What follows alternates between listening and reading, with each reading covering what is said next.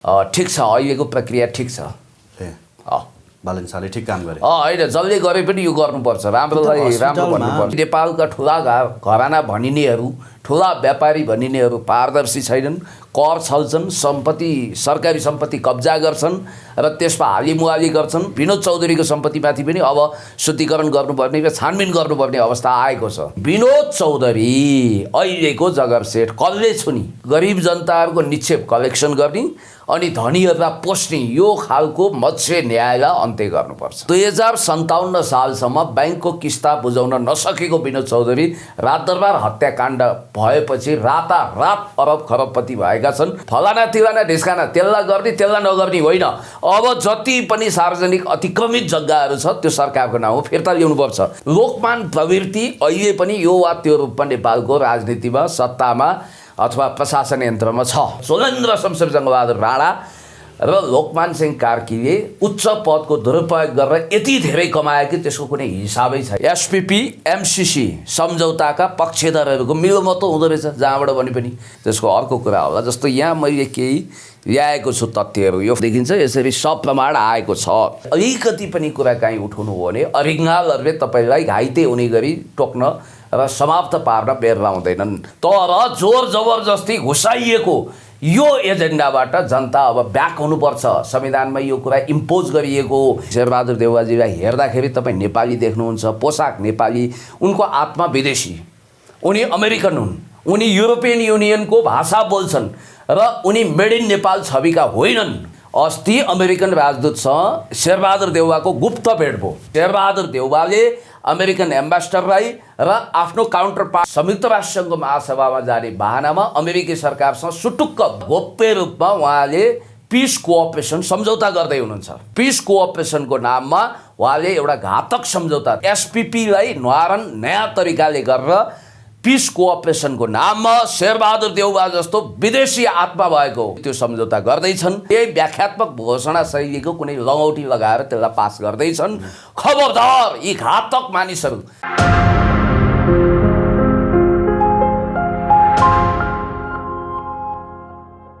बहुचर्चित पुण्य गौतमजी हाम्रो साथ हुनुहुन्छ। पुण्य सर, यहाँलाई हार्दिक स्वागत छ। धेरै धेरै धन्यवाद। नमस्ते। बालन शाहले त तल्का मचाए त, वर्षौँदेखि अतिक्रमित सरकारी जग्गा नर्विकले चर्चेको रहेछ होइन। नर्विकबाट चाहिँ 24 घन्टे अल्टिमेटम दिएर त्यसलाई महानगरपालिका अन्तर्गत ल्याउने पहल सुरु गरेछन्। त्यो राम्रै हो। त्यो सम्भवतः त्यहाँभित्र कर्मचारी प्रशासनभित्र पनि मैले यो कहिले यो कुरा सुनेको हो भने यसको प्रक्रिया थाल्नु भनेर विद्यासुन्दर साक्यजीले आदेश दिनुभएको थियो। कर्मचारीले हालटाल गरे। मैले ठ्याक्कै तपाईँले यो विषय उठाउनु भयो अघि मेरो 2 घन्टा अगाडि मैले जब यो न्युज पढेँ त्यसपछि विद्यासुन्दरजीसँग फोन गरेँ मैले। उहाँले के भन्नु भने मैले सुरु गरेको ठिक छ, अहिलेको प्रक्रिया ठिक छ। बालन शाहले ठिक काम गरे। होइन, जसले गरे पनि यो गर्नुपर्छ, राम्रोलाई राम्रो भन्नुपर्छ। बनेको त्यत्रो सम्पदा छ होइन, त्यहाँ मतलब त्यहाँको त्यो प्रपर्टी छ, त्यहाँबाट एमआरआई मेसिनहरू के कुराहरू चाहिँ त्यहाँबाट ट्रान्सफर गर्नुपर्छ। तुरुन्तै त्यसै 24 घन्टे अल्टिमेटम दिएर हस्पिटललाई अप्ठ्यारोमा पार्न मिल्दैन भन्छन्। होइन, 24 घन्टे अल्टिमेटम चाहिँ अलि फेल्ने भयो होला। अल्टिमेटम दिनै पर्थ्यो र यो नर्विकको नाउँमा सरकारी सम्पत्तिमाथिको लुट खसौट बन्द गर्नुपर्छ। खास गरी नेपालका ठुला घराना भनिनेहरू, ठुला व्यापारी भनिनेहरू पारदर्शी छैनन्, कर छल्छन्, सम्पत्ति सरकारी सम्पत्ति कब्जा गर्छन् र त्यसमा हालिमुहाली गर्छन्। जनता र गरिबलाई टाट पल्टाउँछन्, गरिब जनतालाई टाट पल्टाउँछन्, सरकारलाई ठग्छन्। यो ढङ्गले मल्टिमिलिनियर भएकाहरू, खास गरी विनोद चौधरीको सम्पत्तिमाथि पनि अब शुद्धिकरण गर्नुपर्ने र छानबिन गर्नुपर्ने अवस्था आएको छ। त्यति मात्रै होइन, नेपालमा अहिले जति पनि यो एकदमै ठुला ठुला अपार्टमेन्ट जस्ता हस्पिटलहरू, जति पनि सपिङ कम्प्लेक्सहरू बनेको छ, सपिङ मलहरू बनेको छ, ब्याङ्कहरू टाट पल्टिएको छ, ब्याङ्कसँग पुँजी छैन। अनि अर्को कुरो मैले तपाईँलाई भनिहालौँ, जस्तो पाइलामा यो ब्याङ्कहरू बनिरहेका छन्, अहिले छ्यास्ती छन्। यो ब्याङ्कमा निक्षेप कहाँबाट आउँछ, त्यो पुँजी कहाँबाट परिचालित हुन्छ र यति सानो देशमा यति धेरै ब्याङ्कहरू घरै पछि ब्याङ्क धान्न सकिन्छ कि सकिँदैन? हाम्रो अर्थतन्त्रको त्यो क्षमता छ कि छैन भन्ने कुरा हेक्का नराखिकन जनता, गरिब जनताहरूको निक्षेप कलेक्सन गर्ने अनि धनीहरूलाई पोस्ने यो खालको मत्स्य न्यायलाई अन्त्य गर्नुपर्छ। भनेपछि एमालेको साथमा बालन शाहले त्यो निर्णय लिएका हुन् भन्ने आरोप ठिक हो? होइन एमाले भालेन शाहजीले अथवा हर कसैले यो काम गर्छ भने अथवा सरकारी अतिक्रमित जग्गा छाया सेन्टर हटाउन नसक्ने पोखरीमाथि बनेको छाया सेन्टर मदन भण्डारी कलेजले चाहिँ कति सरकारी जमिन त्यहाँ अतिक्रमण गरेछ भन्ने आरोप लागेको छ त्यता चाहिँ नदिने 7,000 रोपनी त धोबी खोलामा अतिक्रमण भएको छ एउटा आयोगको प्रतिवेदनै छ त्यस्ता कुराहरूमा वास्ता नगर्ने अनि एउटा हस्पिटललाई होइन खालि विनोद चौधरी चाहिँ नेपाली काङ्ग्रेसका केन्द्रीय सदस्य भयो भनेर विनोद चौधरीलाई पेल्ने त्यो भएन नि होइन एउटा कुरा के भने नि सिउ चोरे पनि चोरै हो सुन चोरे पनि चोरै हो यो फलाना तिलाना ढिस्काना भन्ने होइन सुरुवात त मल्टिमिलियनियरबाट गर्नु पऱ्यो नि त मल्टिमिलियनियर भन्ने राज्यलाई कर बुझाउने कुरामा टप 10 सूचीमा पनि तल पर्ने अनि त्यसपछि उहाँले त्यति मात्रै होइन कति ठाउँमा चर्चिएको कति ठाउँमा अनियमितता गरेको अब सीसीटीभी फुटेज उहाँको कर्मचारी उहाँको मिलोमत्वको साँठगाँठको सेटिङको कर्मचारी गएको सीसीटीभी फुटेज खुद अर्थमन्त्रीले गायब गर्नुभएको छ भन्नाले 2057 सालसम्म ब्याङ्कको किस्ता बुझाउन नसकेको विनोद चौधरी रातदरबार हत्याकाण्ड भएपछि रातारात अरब खरबपति भएका छन् र यसको विषयमा यति ठुलो परिचर्चा भयो कि उनले जवाफ दिन बाध्य हुनुभयो यो कुरा तपाईँलाई थाहा छ उनले आफ्नो आत्मकथामै लेखेका छन् त्यस कारणले गर्दाखेरि मेरो कन्सर्न के मात्रै हो भने फलाना तिलाना ढिस्काना त्यसलाई गर्ने त्यसलाई नगर्ने होइन अब जति पनि सार्वजनिक अतिक्रमित जग्गाहरू छ त्यो सरकारको नाउँमा फिर्ता ल्याउनुपर्छ यो हिमाल एसोसिएसनले चर्चेको जग्गा छ नि त्यहाँ के अरे कनकमणि दीक्षितहरूले त्यसको विषयको लफडा त तपाईँलाई थाहा छ त्यो विषय लोकमान सिंहसँग भएको चर्काचर्की पनि तपाईँलाई थाहा छ हुन त त्यो ब्ल्याकमेलिङबाट सुरु भएको थियो लोकमान सिंह कार्की भनेको 14 पाना भराउने अनि त्यसपछि ब्ल्याकमेलिङ गरेर पैसा धुत्ने रहेछन् तर कनकमणि भनेको त सिधै अमेरिका र खास गरी सिआइएसँग अन्तरङ्ग सम्बन्ध भएको मान्छे त्यो उनलाई महँगो पर्यो त्यसपछि कनकमणि भर्सेस लोकमान हुँदा लोकमानले परास्त हुनु परेको थियो भारतीय सत्तापक्ष लोकमान बचाउनेमा थियो बाबुरामहरू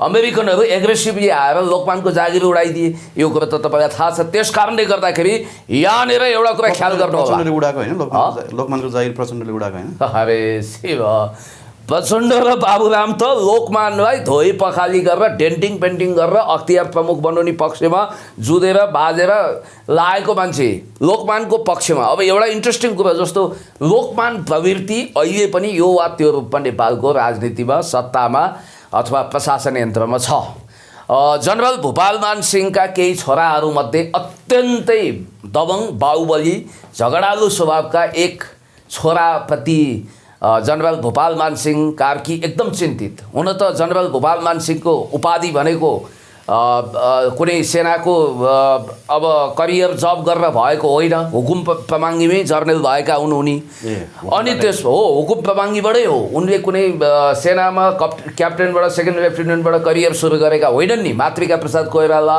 भूपालमान सिंहलाई पदवी दिएको हो जनरल भनेर अनि राजसभा स्थायी समितिको सभापति पनि भए भूपालमान सिंह एकदम शक्तिशाली बनारसतिर बस्ने बिपी गिरिजाहरूलाई पनि चामलका बोराका बोरा पठाइदिने खाद्यान्न सङ्कट हुन नदिने यता महेन्द्रको पनि चाकरीदार गर्ने उनी बडो डबल एजेन्टको रूपमा बडो राम्रो भूमिका निर्वाह गर्ने काङ्ग्रेस पनि पोस्ने पाल्ने अनि पञ्चायतको पनि प्यारो हुने उनको अद्भुत क्षमता रहेको थियो र तिनैका छोरा लोकमान सिंह कार्कीले राम्रो शिक्षा दीक्षा पाएनन् वा पाएको शिक्षा पनि ग्रहण गर्न सकेनन् र मैले सुनेसम्म मित्र राष्ट्रको असीम अनुकम्पा र अनुदानको कारण उनले ब्याचलरसम्म अथवा मास्टर्ससम्मको सर्टिफिकेट कता कताबाट ल्याइसकेपछि त्यतिखेर ब्याचलरसम्मको थियो क्यारे राजा वीरेन्द्रलाई एउटा कहाँ सवारी हुँदाखेरि मृगको सुकुटी के दिएर दिल खुस गरे नाचगान गराइदिए एउटा क्याम्प फायर राम्रै भएपछि राजा वीरेन्द्रलाई व्हिस्कीको अलिकति मादक आनन्दमा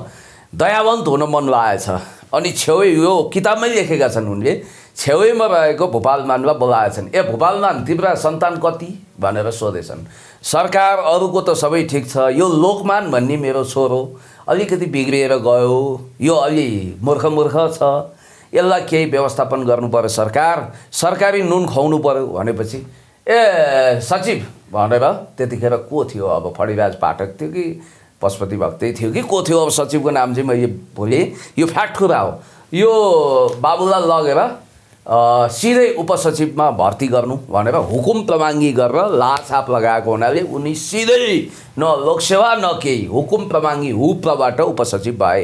अब उनले कसलाई टेर्ने? पञ्चायत हुँदासम्म उनलाई राजगुन्डा भनिन्थ्यो।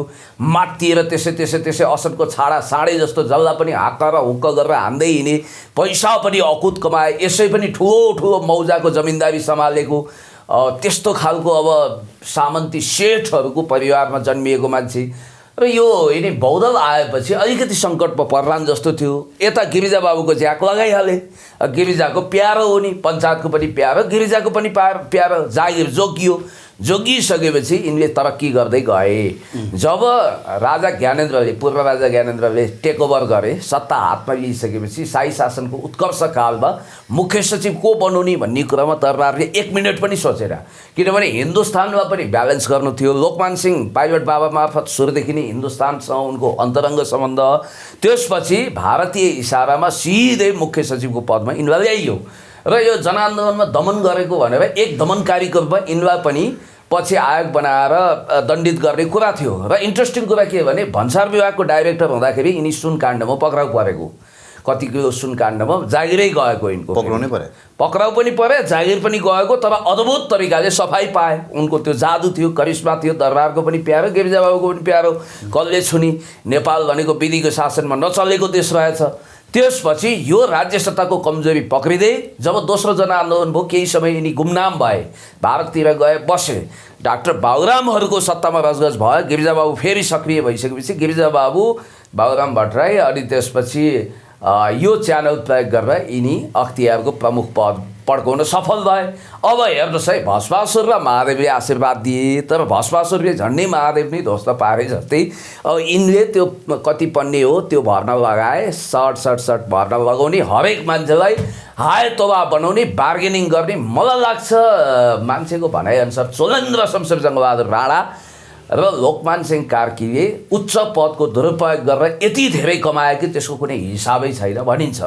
तर चोलेन्द्रलाई बचाउन त फेरि अहिले एमाले लागेको छ। होइन, चोलेन्द्रको अर्को एउटा विशेषता चाहिँ छ है, चोलेन्द्र शमशेरमा एमाले साथ नदिने भएपछि चोलेन्द्र त अब पुनर्स्थापित हुने भए।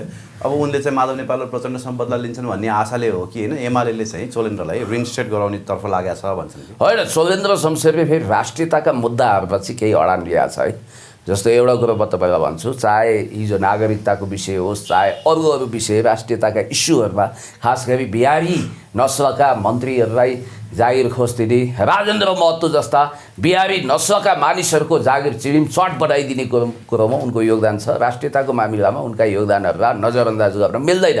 अब जहाँसम्म मलाई लाग्छ यो अहिले मैले तपाईँलाई भने नि, विनोद चौधरी अहिलेको जगरसेठ कसले छुनी? मलाई त लाग्छ एकजना गृहमन्त्री भइसकेको महानुभावले भन्नुहुन्थ्यो, उपेन्द्र महतो अनि त्यसपछि विनोद चौधरीले मन्त्रीलाई जहाँ भन्यो त्यहाँ न्युरीमुन्टी नगरेर मुन्टिएर आउँछन् रे। उनीहरूको एकाउन्टेन्ट जस्तो। अब जस्तो मन्त्री प्रधानमन्त्रीको एउटा हैसियत हुन्छ, लेभल हुन्छ, ठुला व्यापारी धन्दा सेठहरूले मुठीमा नचाहेका छन्। जहाँ पैसा हुन्छ त्यहाँ लेभल हुन्छ नि। अनि त्यो भएपछि त विकृति भयो, विसङ्गति भयो। र अहिलेको राजनीतिक कुरै हेर्नु न तपाईँ, अरू त अरू छोडिदिनुहोस्, आफूलाई सादगी आदर्शको राजनीति सुरु गर्छु, युवा पुस्ताको नयाँ खालको सोच र भिजन प्रस्तुत गर्छु भन्ने रवि लामिछानेजी जो मेरो आमाको माओली पनि हुनुहुन्छ। म प्रश्नबाटै तपाईँलाई क्लियर गरिदिन्छु होइन। केही महिना अगाडि मलाई राप्रपाका एकजना नेताले चाहिँ त्यो स्न्यापसट पठाएका थिए। हजुर, केस सर्च अफ म्यासाचुसेट्स कहाँको मेरील्यान्डको केस सर्चको चाहिँ एउटा त्यो सर्च लिस्ट बनाएर चाहिँ रवि लामिछानेमाथि लागेका केसहरूको चाहिँ उहाँले एलिगेसनहरू पठाउनु भएको थियो। एलिगेसन होइन, अनगोइङ केसेसहरू रहेछ, कति चाहिँ क्लोज केसेसहरू रहेछ। अनि अब यस्तो विषयमा होइन रवि जस्तो मान्छेलाई किन बदनाम गराउनु भनेर अब खासै त्यसमा चासो पनि दिएन। अहिले चाहिँ नि सामाजिक सञ्जालमा र केही अनलाइन पोर्टलहरूमा चाहिँ रविको अमेरिकामा क्रेडिट कार्ड फ्रडदेखि कतिपयलाई पैसा नतिरेको मुद्दा अनगोइङ भनेर आयो समाचार। के हो वास्तविकता, के हो पुण्य सरले के भन्नुभयो? तपाईँलाई एउटा इन्ट्रेस्टिङ कुरो भनिदिउँ, युरोपियन युनियन र अमेरिकन इस्टाब्लिसमेन्टसँग नाभी गाँसिएका केही ठुला बिग अनलाइन पोर्टलहरू, न्युज पोर्टल र टेलिभिजन मिडियाले यो विषयलाई कार्पेट मुनि दबाएका छन्। त्यसको कारण पनि तपाईँ थाहा पाउनुहुन्छ। एसपिपी एमसिसी सम्झौताका पक्षधरहरूको मिलोमतो हुँदो रहेछ, जहाँबाट भने पनि रवि लामिछानेजी पनि एसपिपी एमसिसी सम्झौता विरुद्ध भोकली बोल्नु भएको छैन। नागरिकता विधेयकको विषयमा पनि उहाँले मौनता साध्नुभयो, चुप्पी साध्नुभयो। आज फर्स्ट टाइम अनौपचारिक रूपमा त मैले तपाईँहरूसँग गफगाफ गरेको छु, तर मैले पाएको प्रमाण अनुसार रवि लामिछानेजीलाई भले त्यो केसमा उहाँलाई फसाइएको थियो वा उहाँ निर्दोष हुनुहुन्थ्यो, त्यो जाँच परख गर्न बाँकी नै थियो। एउटा सिडीको आधारमा आत्महत्या दुरोत्साहनको केस बहुत शक्तिशाली थियो र उहाँलाई आत्महत्या दुरोत्साहनमा 5 वर्ष फौजदारी केस अन्तर्गत मुलकी ऐन अपराध संहिता अन्तर्गत 5 वर्ष जेल हाल्न खोज्दाखेरि 2 बजे न्यायाधीश महोदयले फैसला लेख्ने अवस्था। तर त्यही बेलामा फोन गरेर फैसलै चेन्ज भएको कुरा, शक्तिशाली अमेरिकी कार्यकारीले कतिसम्म कमाल गर्न सक्दो रहेछ, उहाँलाई कतिसम्म रेस्क्यु गर्न सक्दो रहेछ भन्ने कुरोको उदाहरण चाहिँ एकजना उच्च पदस्थ अधिकारीले मलाई सब प्रमाण दिनुभएको थियो। मेरो उच्च पदस्थ अधिकारी नाम भन्नु सक्नुहुन्छ? नभनौँ, बिचरा यो जबमा हुनुहुन्छ, सचिव लेभलमा हुनुहुन्छ, धेरै नभनौँ होइन उहाँ। अनि त्यसपछि यसको अथेन्टिकेसन चाहे पनि प्रमाण दिन सक्नुहुन्छ? सजिलै फेरि त्यो के हाल्ला जनार्दन शर्माको न्युज लेख्नेहरूलाई चाहिँ र्याखी पारे जस्तो भोलि हामीलाई पनि संसदीय बोलाएर र्याखी पारे भने त हामी कहाँ जानु? इज्जतै बढ्छ। नेपालमा त तपाईँको हाई प्रोफाइल छवि स्ट्याटस कायम हुन्छ। हुन त मान्छे नमारिकन राजनीतिमा होइन आउनु नै सामान्य मानिदो रहेछ, भडुवा मानिदो रहेछ। होइन, त्यो चाहिँ एउटा कस्तो भइदियो भने नेपालमा हिंसाको अतिशयोक्तिकरण अतिरञ्जित भएको छ। जस्तो अहिले कानुनहरू कडा भएको छ, यो विषयमा पछि तपाईँसँग कुराकानी गरौँला। जस्तो रवि लामिछानेजीको अरू कुरा छोडिदेऊ, मेरो आमाको माओली पर्नुहुन्छ, नातागत रूपमा मैले कति रिजर्भ बस्नु पर्थ्यो, कति चुप्पी साध्नु पर्थ्यो, मौनता साध्नु पर्थ्यो, त्यसको अर्को कुरा होला। जस्तो यहाँ मैले केही ल्याएको छु तथ्यहरू। यो फाइलिङ डेट भनेको छ, केस क्याप्सन भनेर दिएको छ होइन। यहाँ चाहिँ 2019 को February 14 states of Maryland versus Ravi Lamichhane भनेर एउटा केस फाइल भएको छ। अनि Discover bank versus Ravi Lamichhane भनेर 2019 1/25 जनवरी 25 अर्को केस छ। त्यस्तै गरी अब यस्ता धेरै छन् र कतिपय तपाईँले भने जस्तो सर्ट आउट भएको, तर कतिपय अहिले पनि अनगोइङ केसको रूपमा चलिरहेको छ। अब American Express national bank versus Lamichhane Rabi होइन, यो चाहिँ 2018 कै केस रहेछ 12/10 को। अनि 2018-19 6मा अर्को केस रहेछ। अनि अर्को केस यसै गरी अब यो तथ्यसहित आएको छ, bank of America versus Rabi लामिछानेको छ। अनि यसै गरी धेरै 9वटा केसहरू उहाँको नाउँमा दर्ता भएको देखिन्छ। यसरी सब प्रमाण आएको छ।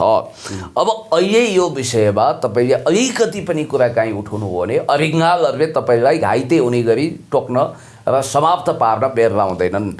मैले भन्न खोजेको प्रश्नहरूभन्दा माथि कोही छैन। हामी सबै प्रश्नहरूको कारागारमा थुनिएका बन्दी जस्तै हौँ। वास्तवमा भन्ने भने प्रश्नको जवाब अझ पब्लिक फिगरले दिनुपर्छ भन्ने कुरो रवि लामिछानेजीले भन्नुभएको छ। म यति कुरोको भन्छु कि भ्लादिमिर जेलेन्स्कीको नयाँ संस्करणको रूपमा आएको रवि लामिछानेजीको घन्टीको सङ्गीत, घन्टीको धुन भनेको विदेशी धुन हो। स्पेसली म तपाईँलाई भन्दैछु। र उहाँ बदनाम हुँदै गएको सङ्घीयता अथवा प्रदेश सरकारलाई अझ बलियो बनाउन चाहनुहुन्छ।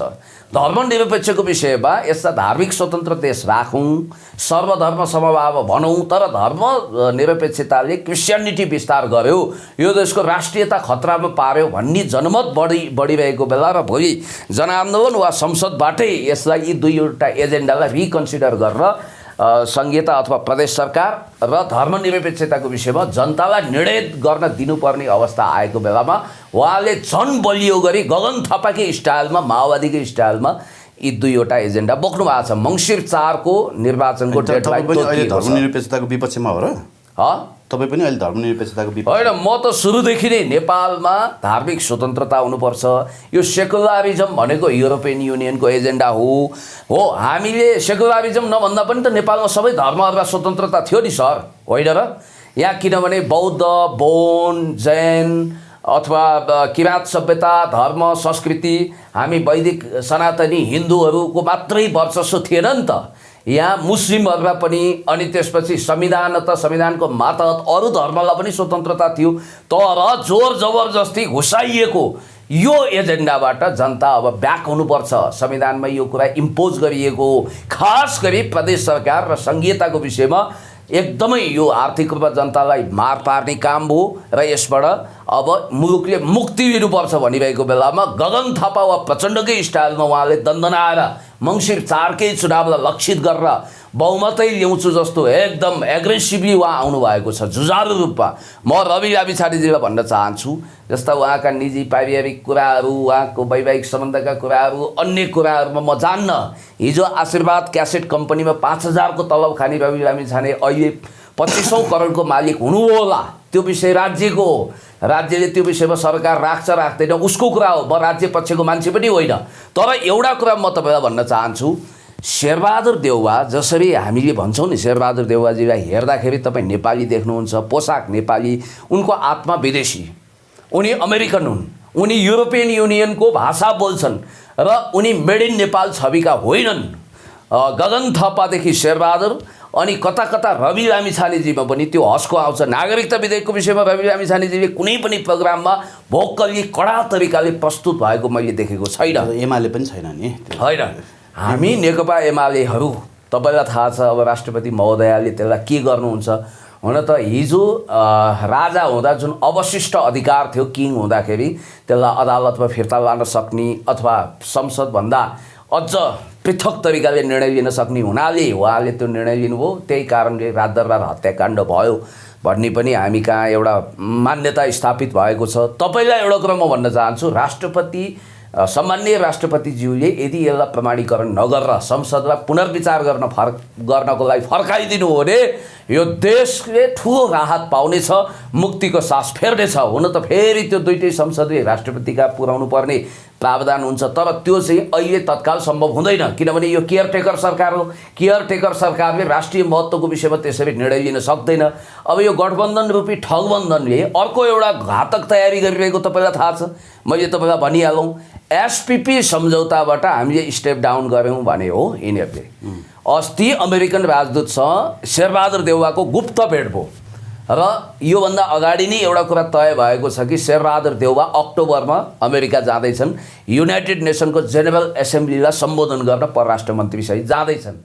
परराष्ट्र मन्त्रीको सल्लाहकारको रूपमा पनि एउटा रहस्यमय मान्छेको पेन्ट्रेसन भएको छ जो कम्प्लिटली इन्डो वेस्ट सेक्सनमा छन् र सुरुदेखि नै नेपालका खोला नालाहरू भारतले कब्जा गर्नुपर्छ, हामी मोदीको हनुमान बन्नुपर्छ, अमेरिकाको पुच्छर बन्नुपर्छ भन्ने मान्छेलाई नै अहिले डाक्टर नारायण खड्काले आफ्नो सल्लाहकार टिमको प्रोमिनेन्ट मेम्बरको रूपमा चयन गर्नुभएको छ मिस्टर सुवेदी। म तपाईँलाई यति कुरा भन्न चाहन्छु, उहाँको अडानहरू के हुन् भन्ने कुरा तपाईँलाई थाहा छ। मिस्टर सुवेदी र गगन थापा मार्फत अहिले एउटा नारायण खड्का, मिस्टर सुवेदी र गगन थापा मार्फत, विश्वप्रकाशहरू मार्फत शेरबहादुरको टेबलमा आरजु म्याडम त यसको हेडमास्टर बोसै हुनुभयो, अब उहाँ त प्रिन्सिपलै हुनुभयो। शेरबहादुर देउवाले गठबन्धनका दुई नेताहरूलाई पनि साक्षी राखेर के भन्नुभएको छ अरे भने, यो एकदम अथेन्टिक सूचना हो। अब केही समयपछि तपाईँले थाहा पाइहाल्नुहुन्छ, गृहमन्त्री भइसकेको नेकपा एमालेका एक प्रखर राष्ट्रवादी नेताले मलाई दिनुभएको सूचना हो यो।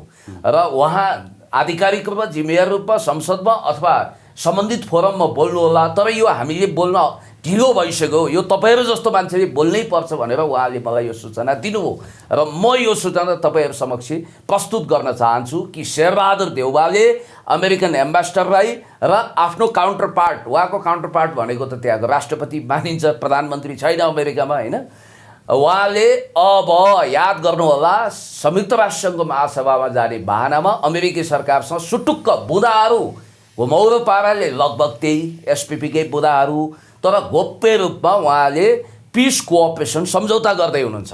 पिस कोअपरेसन त्यसको नाम, पिस कोअपरेसनको नाममा उहाँले एउटा घातक सम्झौता, त्यो एक हिसाबले भन्नुपर्दा तपाईँको नाम युवराज होइन, तपाईँले अहिले एकछिनको लागि दीपक भन्यो भने पनि मान्छे त तपाईँ युवराजी नै हो नि त, नाम पो फरक भयो त। सलमानलाई सल्लु भाइ भने पनि भयो, जे भने पनि भयो, प्रचण्डलाई छविलाल भने पनि भयो, पुष्पकमल भने पनि भयो, प्रचण्ड भने पनि हो। मान्छे त उही सिन्जो आबेलाई 3 पटक भेटेँ भनेर झुट र बकवास गर्ने मान्छे नै हो उहाँ। फरक पर्दैन, उहाँले चाहे छविलाल नाममा सुनाउनुहोस् त्यो कुरा, चाहे प्रचण्डको चाहे पुष्पकमलको हैसियतले सुनाए पनि कुरो त उही हो, झुट हो। भने जस्तै एसपिपीलाई न्वारन नयाँ तरिकाले गरेर पिस कोअपरेसनको नाममा शेरबहादुर देउबा जस्तो विदेशी आत्मा भएको उनी नेपाली मानिस रहेनन्। अब म स्पष्ट रूपमा भन्न चाहन्छु, उनले त्यो सम्झौता गर्दैछन् र त्यसमा यसो विरोध गरे जस्तो गर्ने, उही एमसिसीको विरोध जुन स्टाइलले गरे लगभग त्यही स्टाइलमा प्रचण्ड र माधव नेपालले गनगन खनखन गरे जस्तो गर्ने, अन्तिममा संसदबाट घुमाएर यही यो यो यो पहिला के भनेका थिए अरे यिनीहरूले यो एमसिसी व्याख्यात्मक हो, यही व्याख्यात्मक घोषणा शैलीको कुनै लगौटी लगाएर त्यसलाई पास गर्दैछन्। खबरदार यी घातक मानिसहरू। अरू कुरा छोड्नुहोस् न सर, यो देशमा प्रधानमन्त्री भइसकेको मान्छेको पत्नीको जीवनै रहस्यमय छ, उनको सम्पत्ति कति छ म तपाईँलाई भनिदिन्छु। कुनै दिन यो मुलुकले शेरबहादुर देउबा र प्रचण्डको दुबईमा भएको ठुला ठुला भिल्ला र अपार्टमेन्टको बारेमा छानबिन गर्यो भने, कुनै सरकारले भविष्यमा आउने सरकारले गर्यो भने त्यसलाई जनताले सेल्युट गर्नेछन्। अरबौँ खरबौँ पैसा स्विजरल्यान्डमा दुबईमा लगेर यिनीहरूले थुपारेका छन्। याद गर्नु होला, हुन त त्यो लुटको धन फुपूको श्राद्ध जस्तो हुनसक्छ, आफ्नो नाउँमा नभएर अरूको नाउँमा जोडेका हुन सक्छन्। र अर्को कुरा याद गर्नु होला, यिनीहरूको यति धेरै प्रपर्टी विदेशमा छ, यिनीहरूले घरमा यति धेरै पैसा कुहाएर राखेका छन् चुनावलाई भनेर कि यो प्रणाली, यो जुन ढङ्गको एउटा राजनीतिक नेतृत्व र प्रणालीप्रति जनताको विश्वास हो त्यसलाई धिमा गर्दै, त्यसलाई उडाउँदै लागेका छन् यिनीहरूले। यी गद्दार हुन्, देशघाती हुन्, राष्ट्रघाती हुन्। यिनीहरूले नागरिकता विधेयक जस्तो देशलाई सिक्किमीकरण, फिजीकरण गर्ने घातक सम्झौता लागू गरेका छन्। त्यसमा वैवाहिक अङ्गीकृतको त्यो विदेशी चेली आउनसाथ नागरिकता दिएर नेपाललाई फिजीकरण गर्ने कुरो सुनिश्चित गरेका छन्। त्यति मात्रै होइन, यिनीहरूले एसपिपी जस्तै पिस कोअपरेसनको नाउँमा नयाँ सम्झौता गर्दैछन्। र तपाईँलाई एउटा इन्ट्रेस्टिङ कुरो भनौँ, म अघि पनि भन्दै थिएँ, जुन देशमा प्रधानमन्त्री भइसकेको मानिसको श्रीमतीको वैवाहिक जीवन, उनको चारित्रिक प्रश्न जबरजस्त उठ्छ, त्यो देशमा जनताको हालत के होला, महारानी जस्ता पल्टिएकाहरूको हालत के छ भन्ने कुरो तपाईँले बुझ्दै जानुभयो भने कहाँली लाग्छ। याद गर्नुहोला, हरेक राजनीतिक नेतृत्व ट्रान्सपरेन्ट हुनुपर्छ। एकजना प्यालेस्टाइनीसँग उहिले विवाह गरेर बच्चा जन्माइसकेकी कुनै महिलालाई यो देशको प्रधानमन्त्री भइसकेका मानिसले बिहा गर्छन् र ती महिला अन्ततगतवा जब इजरायल र अमेरिकाको जासुस सिआइएको कार्ड होल्डर निस्किन्छन्, त्यो प्यालेस्टाइनीले उनलाई समाप्त पार्न खोज्दा, छुरा हान्न खोज्दा उनी रातारात भागेर अनि पलायन कस्छिन् र तिनै मान्छेको हातमा अहिले यो देशको रिमोट कन्ट्रोल घुम्छ भने तपाईँ के भन्नुहुन्छ त्यसलाई? याद गर्नुहोला, यो देश कसैको वीरता होइन, कसैको मौजा होइन, कसैको परिवारको नेपोटिजम लागू गर्ने प्रयोगशाला होइन। यो देशलाई गिनी पिग बनाउन पाइँदैन। यहाँको लिडरसिप भनेको जनताबाट चुनिनुपर्छ, प्रत्यक्ष निर्वाचित कार्यकारी प्रमुख बन्नुपर्छ। तर त्यो चाहिँ उच्च स्तरीय नागरिकता छानबिन आयोग बनाएर नक्कली नागरिकता क्यान्सल गरेर यो नागरिकता विधेयकलाई च्यातचुत पारेर मात्रै त्यो गर्न सकिन्छ।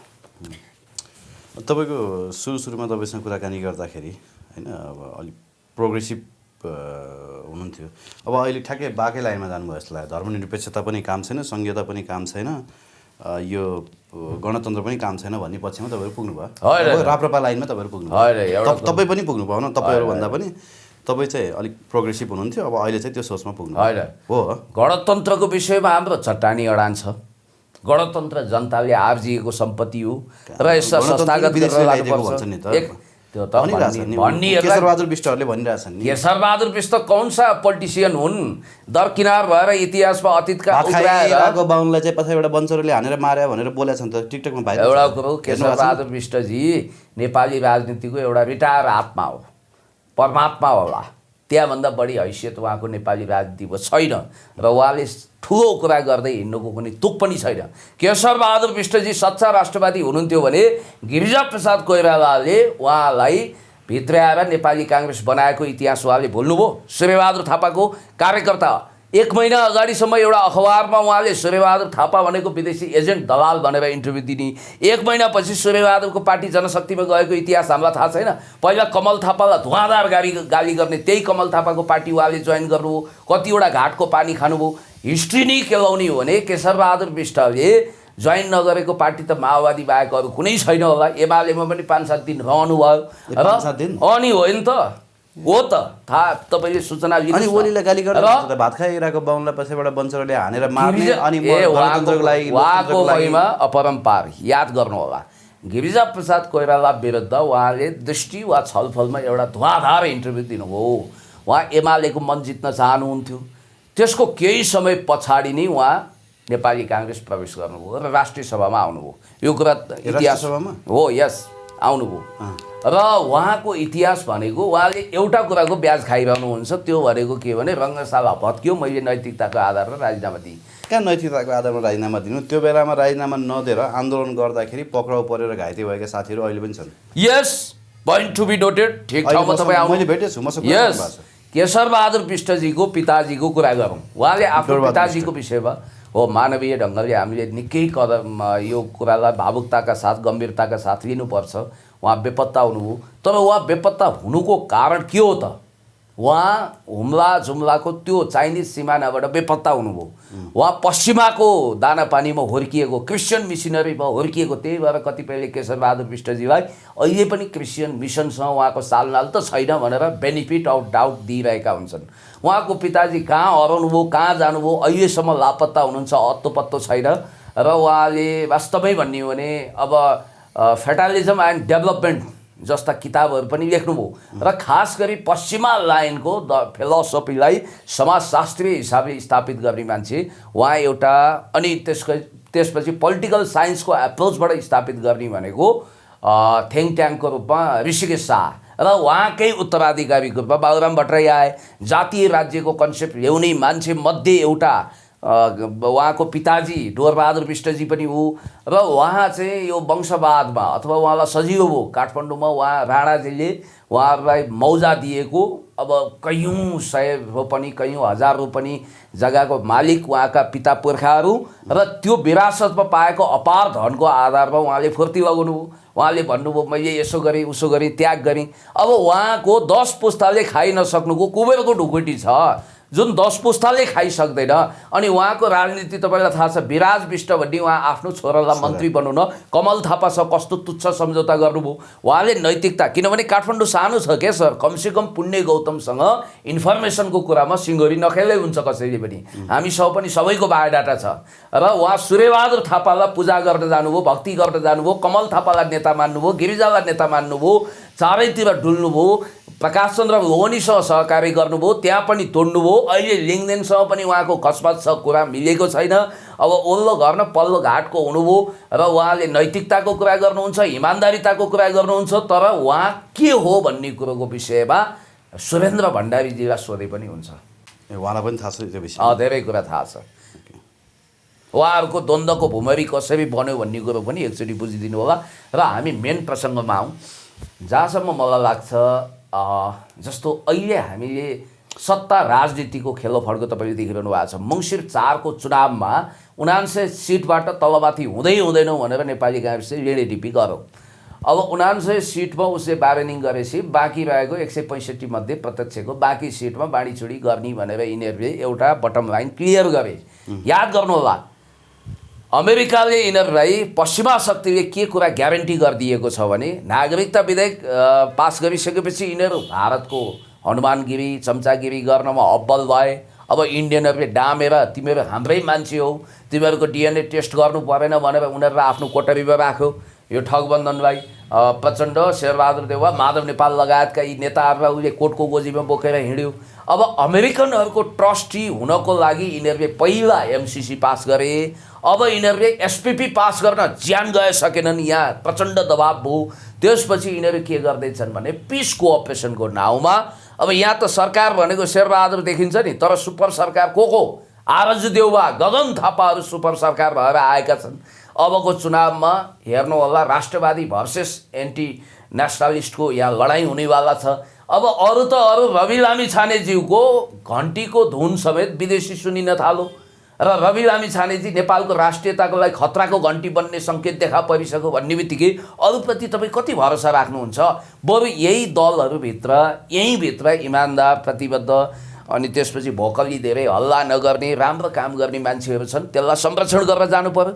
राष्ट्रियताको मुद्दा इस्युलाई बलियो बनाएर जानु पर्यो। र खबरदार शेरबहादुर देउवाको अमेरिकाको आसन्न भिजिटलाई हामीले रोक्न सक्यौँ भने त्यो एउटा उपलब्धि हुनेछ। हस् पुणे सर, धन्यवाद दिन्छ। Thank you so much.